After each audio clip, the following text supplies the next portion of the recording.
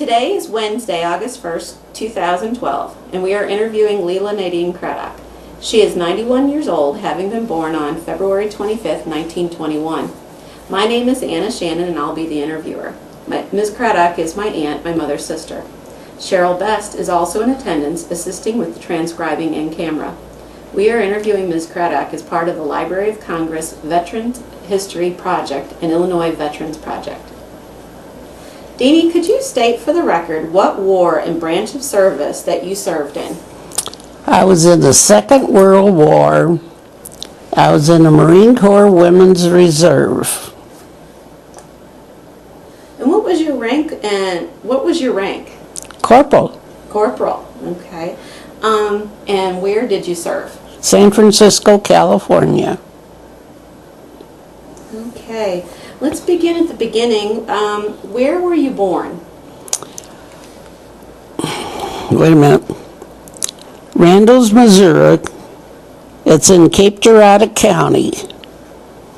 I was born February the 25th, 1921. And where did you grow up? I grew up in the state of Missouri. Okay. Did you live in Randall's the whole time? Or? Oh, no. We only lived there, I don't remember. I was 5 years old, I know, when we moved to St. Louis. Okay, so you were in St. Louis. I remember picking cotton down in one of those little towns we lived in. My oldest sister and I, my mother took 5-pound sugar sacks and gave us each one, and we went down the cotton row and picked out what we could, and my mother went down in back of me or something, or my father did. Each one of them took a row and put us in front of them, and they finished picking out the cotton. Okay. And this is during the 1920s? Down in the 20s, yeah, because we came to St. Louis, I think it was in the 30s. Okay. When you couldn't make a living on the farm anymore. Okay. My dad was a sharecropper for quite a few years. Can you tell me a little bit about your family? Who did you live with? I lived with my mother and my father. Your mother and your father? And did you have any siblings? Was that sisters and brothers? Yes. I had an older sister until 15 years later, after I was born. My mother had your mother, Martha Gamoser now. Right. And when the war had begun, what made you decide to enlist? My girlfriend next door, Becky, it was Becky, can't even think of her last name. Okay, we don't need... She joined, and she Okay. come over and was telling us all about it.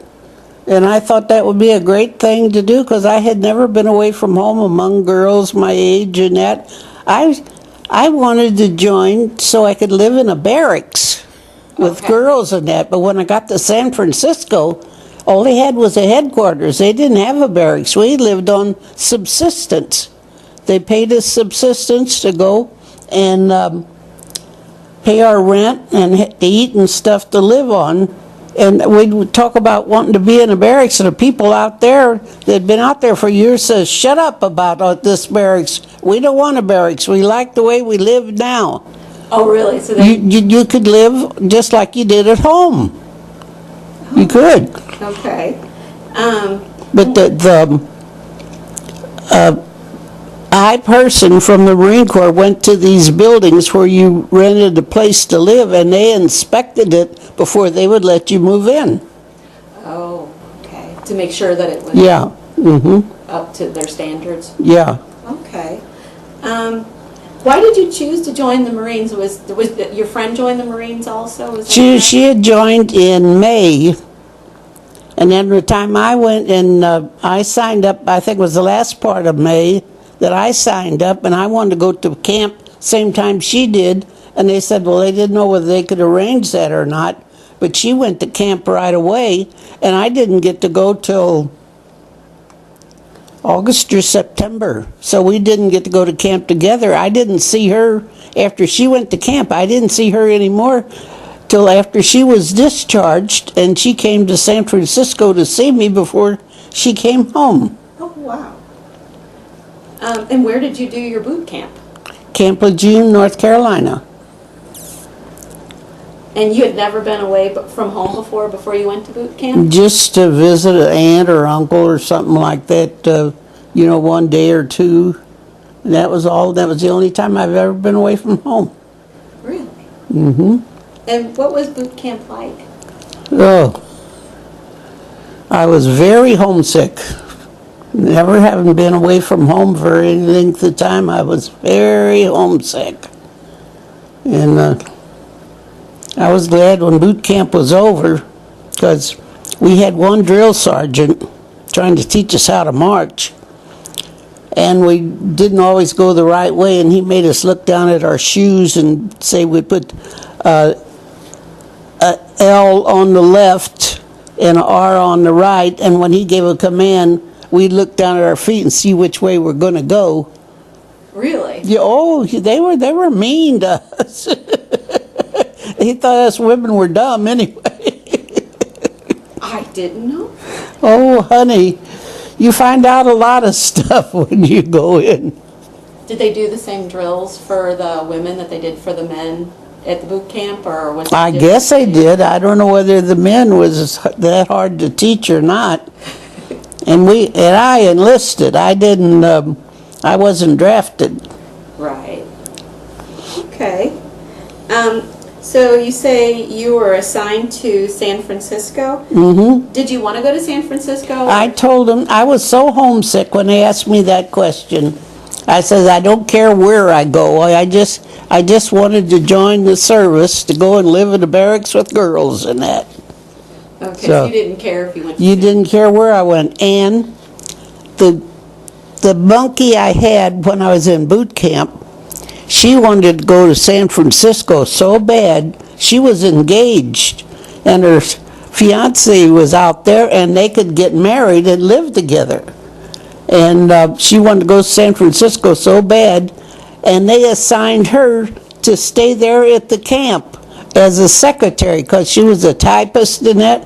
And she cried and cried because she wanted to go to San Francisco so bad, and I got to go to San Francisco and I didn't care where I went. Oh my gosh.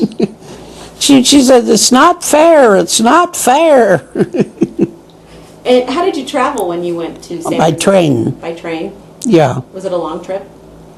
Well, we went from Camp Lejeune, North Carolina to San Francisco on a train. Wow. Did you get to stop in St. Louis for a visit with your family, or?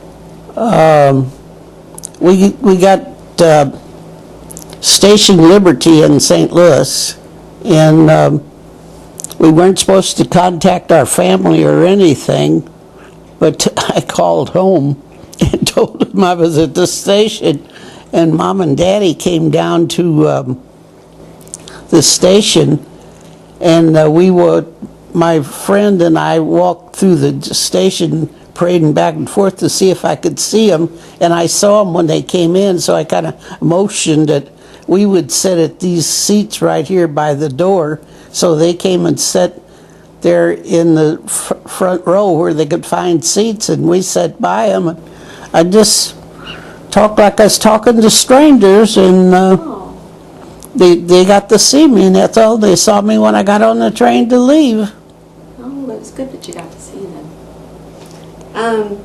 So you said you lived in, you didn't live in barracks when you went to San Francisco? No, we if there was an apartment for rent, we'd go and look at it and see if we could rent it. And if we rented it, we got to live there, and they paid us enough that we could buy our food and cook it at home and that. If we got kitchen privileges, or if we just got an apartment, we could cook our meals and that, whatever we wanted to do. But most of the time, we ate out a lot. Oh, did you? Mm-hmm. So did you have a roommate? Yeah, because you couldn't afford to rent by yourself on an apartment or just a room, or where the people, if they had an extra room in their house and they wanted to rent it out, they could do it. That's why we done in San Francisco. Two of us lived together in this private home with these people. Oh, okay. Let's see. And what was your job assignment when you were in San Francisco? I was in a warehouse. I think, I forget what they called it now. But I was in a warehouse, and we got to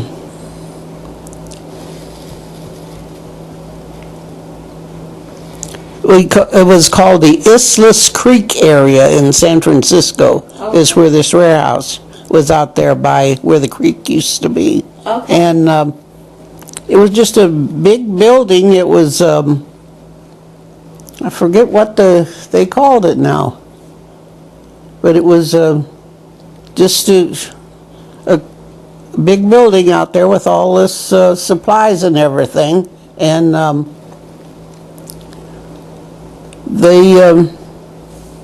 we'd report out there every morning for our job, and they brought their trucks. It was the Marine Corps sent trucks out there to be loaded with the supplies to go overseas or where they was going to go to get loaded up. And we were there to learn how to load the trucks and things like that. But we had regular Marines working with us, showing us everything. And that's where I met my husband out there. He was a truck driver. He was employed by the Marine Corps, and he drove this truck out there to have it loaded up so he could take it to ship or wherever it was going to be shipped off. Okay. Okay. And so pretty much you were loading trucks when you were working there? Mostly, yeah. Okay. We weren't loading them. We were there checking, you know. Oh, like inspecting? Yeah. Okay. Okay. What was your most memorable experience as a Marine? Is there something that really sticks out to you that, you know, was memorable? I just learned how to do different work rather than civilian work. That's all I can say. Okay, so it was different from the work you did. Yeah. Oh, okay. Do you remember anything about, like, hearing about the atomic bombs in Hiroshima and Nagasaki being dropped? Did you hear when you heard the news about that? Oh, we just heard the news like over the radio. There was no television, and from the radio and that we'd hear it like we hear at night when you come home from work. You hear news and like that. That's about all. Okay. Was there anything that you did not like about being a Marine that you just disliked? Well, when they give you orders, you had to obey their orders, whatever they told you to do in that. Were the female Marines treated any differently than the male Marines? Like, were the women treated differently, or were you pretty much treated the same? Well, imagine we had the same rules as they did. And we had to go to the cafeteria to eat the same place they did. We had to sit where they told you to sit and things like that. Oh, really? Like for lunch? Yeah. Okay. When the war ended, what was like the atmosphere? What was it like on base when the war ended? Or what was the attitude of the people? Well, when we went in town that night from our workplace, Market Street is a real wide street in San Francisco. And that whole street, people was just marching down the street in celebration and that. And it was a wide street. Really? So a whole lot of people. Everybody was happy the war was over. A lot of celebration. Mm-hmm. When you were over in San Francisco, how did you stay in touch with your family? I called them on the telephone. Oh, did you? And then I would send them money home to pay for the phone bill because they couldn't afford to pay all that phone bill. I called them 2 or 3 times a week, a month or something like that. Okay. Did you have to wear a uniform all the time? Or Oh, you had to wear military clothes all the time. all the time, like you weren't allowed to wear other clothes? Oh, heavens, no, you were in the service. You weren't supposed to wear any other clothes, just the military clothes. Okay. And like when you were on leave, did you get some time off when you were in San Oh, Francisco? yeah, after the end of the day, if you didn't have other duties, you got to go out and eat or just go to show or do what, just like you do at home because you didn't have a barracks to report to.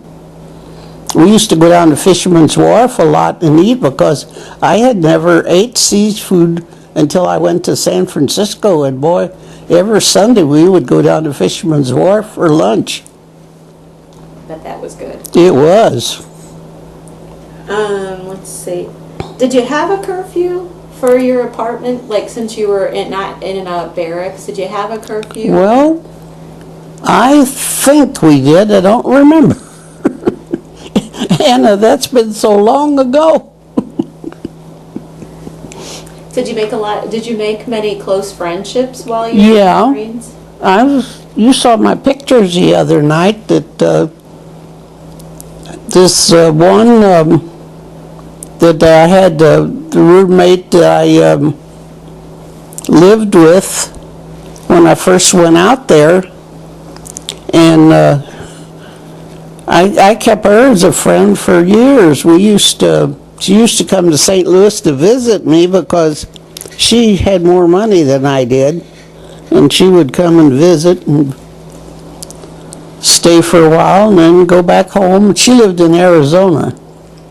Her father raised her. I think her mother died or something, and her father raised her. So you kept in touch. Mm-hmm. That's pretty good. She's dead now. I don't hear. I don't know how long ago she died. Let's see. Why did you decide to leave the Marine Corps? Well, honey, the war was over, and my family could use my support when I come home because I always paid board and that when I worked. And So you could have chosen to stay in the Marines if you had wanted to? I could have stayed in, yeah, but once the war was over, it was kind of silly to go ahead and stay in. What kind of feelings did you have when you left the Marines? Did you have any, Just the war was over, I'll go back home, and you had to adjust to civilian life again once you got home. And I had to buy new clothes because I had packed my clothes away when I went in the service, and my oldest sister got them out and started wearing them because she lived there with my mother and dad. She was married, but she lived there with my mother and dad, and my dad wrote to me and says, "Why don't you sell them to her? She's wearing them anyway." So I did. I sold her all my clothes, so when I got home, I had to buy all more clothes because I didn't have any clothes.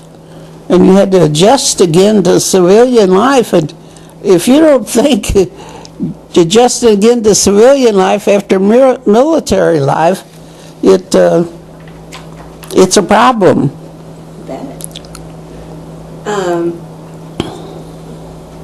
Let's see. Where did you live when you came back to St. Louis? I lived with my family. You lived with your family? Yeah, moved back in with my family, and I think I had to sleep with your mother again. So you weren't still married when you came back to Oh, St. no, Louis? honey, after 6 months after I got married, I got a divorce. Okay. I couldn't get the divorce in San Francisco unless I lived there a year, and I hadn't lived there a year. So I think the 2 lawyers got together and let me end up getting a divorce. But I was I was divorced when I came home. Okay, so then you went back with your family Yeah. then. Mhm. Okay. Did you ever want to return to the Marines once you were home again? Did you ever get that feeling? No. To go back? It's too hard to readjust going back to that life again after getting out of it. Because you have to adjust to the military life, and you have to adjust to civilian life once you get home. How long were you in the Marines? From 44 to 46. Okay. Did your military experience influence how you think about war or like the military in general? Did the fact that you were in the Marines, does that affect how you look at wartime or anything like that? I don't know. Just wondering. It's just, you just have to adjust to the war, and once the war is over, it's over. Okay. Never thought there'd be all these wars going on now after we got out of that one. It was supposed to be the last one. And when you came back to St. Louis, like what job did you do? Well, I went to St. Louis Business College first and took a course. I took a comptometry course. That was a thing that was in then. But then that key punch took over from that. And when I got out, finished the comptometry course, the man that worked at the St. Louis Business College, he headed in with Cry Packing Company, the meat packing company in St. Louis, that they would take their graduates. And they did. I got a job at Cry Packing Company, and I worked there 30 years until they laid me off and I got a job 77s when I went there to work, 47. And in 77 is when they laid me off in Cry Packing because they was having a layoff and I got laid off. And then I got a small pension from there. And then it was 55 then when they laid me off. And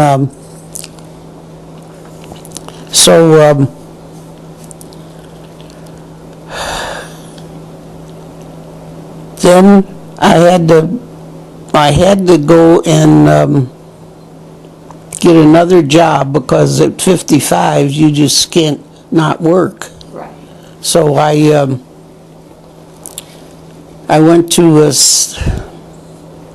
Anthony's Medical Center, and I got a job there, and I had to work there 10 years to get a pension.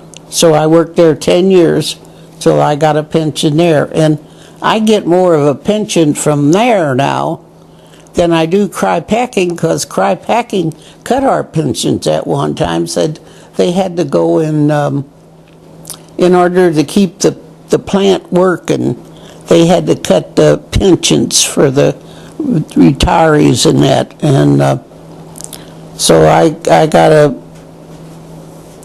I get a bigger pension from St. Anthony's. I get $66.84 a month from there, and from Cry's now I only get $34.77. Oh, wow. They cut you down so much.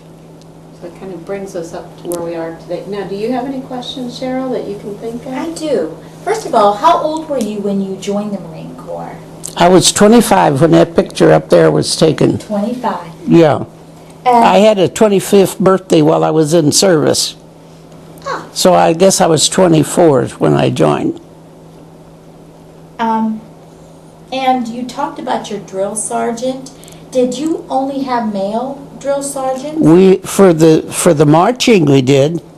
Did you have female drill sergeants? Yeah, we had women that marched us around and that. But for him to teach us how to march,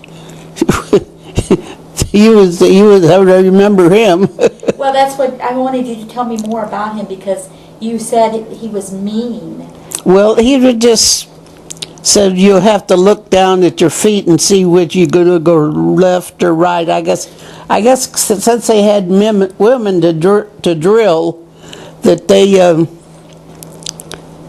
thought we were kind of dumb or something. I guess that's the only thing I know. That's what you mentioned. I thought that was kind of funny that you said that, because I was thinking, did you feel that way when you were in the Marine Corps, that they didn't treat women the same as men? Well, honey, when you're away from home like that, and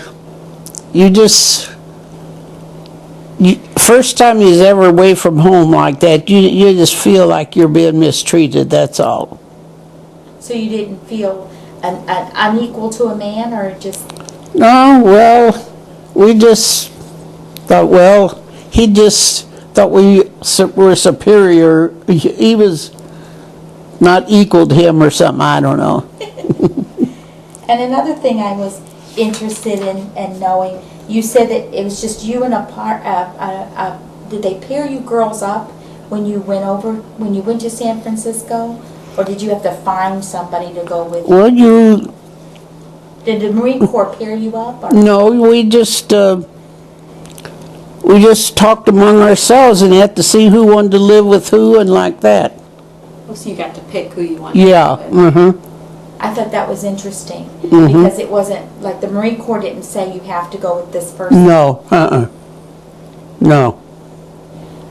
Okay, and where was your roommate from? Was she from the same area? Well, the first roommate I had, when I first joined, she was from Everett, Washington. She's the one that introduced me to seafood. Because we used to go down to the Fisherman's Wharf every weekend to eat. What's your favorite seafood? What's your favorite seafood? Oh, I like shrimp, and I like just about anything now. We never had seafood at our house, see, because it was always higher than the rest of the food and that. And the first seafood that I smelled was my sister's husband liked seafood. They lived with us at home, and she would try to bring the seafood in and cook it for him and that, because he liked it, and but we couldn't afford that ourselves. So, but when I went to San Francisco, I really learned to like it. And the other thing I thought was I wanted to know more about was when you talked about that wide street. That was Market Street in San Francisco. Right. Can you give more description on what it really looked like? Who was there? What was going on? Oh my God! The sounds, the smells. It was just a big, wide street. That's all I can tell you. The widest street in San Francisco. And that day that the war was over, people were just marching down that street. It was packed with people. Everybody was so glad that the war was over. Were they throwing things? No, I didn't see anything like that. They were just happy. They was having a gay old time because the war was over. That's neat. I had a question that I just thought of. When you were living in San Francisco, was there ever a fear of, like, I know because you were so close to the Pacific and how the war was going, were you guys ever afraid of possibly, that, you could be bombed or anything like that? Did you have any drills or anything? No? Okay. I was wondering about that. In fact, we got to go one time. The job I was on, I was with this driver in a Jeep. And I was on my roommate's job that time, and she worked on the mail. And we got to go down to the to the port and watch a ship dock and watch the men get off in that. That's the first time I ever saw anything like that. Was the ship huge? Huh? Was the ship really big? Oh, yeah, it was a regular big ship that they brought the men back, and they were being disembarked off of it, and it was his first time to see anything like that. Very cool. Do you have anything? Well, there's a lot of stuff to war that first time you get to see anything. It's true. Is there anything that you want us to know, that you remember, that you want to share with anybody, or anything in particular about your time as a Marine? Honey, it's been so long ago. That's true. Huh? 70-something years ago. Yeah, that's a long time. It's a long time ago. Oh, sure. I came back to St. Louis in end of 46, I think it was. So I was back home, and I had to get a job and go back to work, go back to normal life again. It's almost like you felt like you were on vacation. Did you feel that way? No, because we still had to work, and it just kind of interrupted your life. The war did. That's all, and then it was over, and you just go back to normal life again.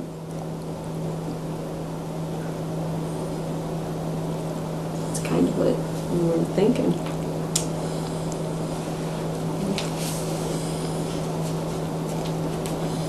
I don't know. Did you think of anything else? Have we covered all the questions that... I'm trying to think of.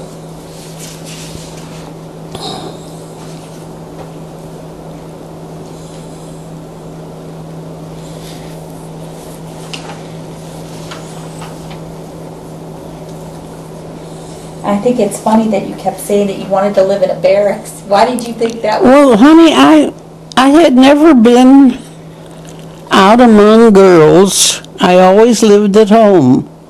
And I just thought barracks life would be something a little different. And, but the people that was already out there that'd been in service for maybe a few years says, stop talking about a barracks. We don't want a barracks out here. So. Right. I think that's funny. Okay. Go ahead and finish your. Okay, I'll do the sign off. Yeah. Well, Deanie, we'd like to thank you for doing this for us today. Well, you're welcome. And thank you for serving our country. You're welcome. Thank you very much. You're welcome.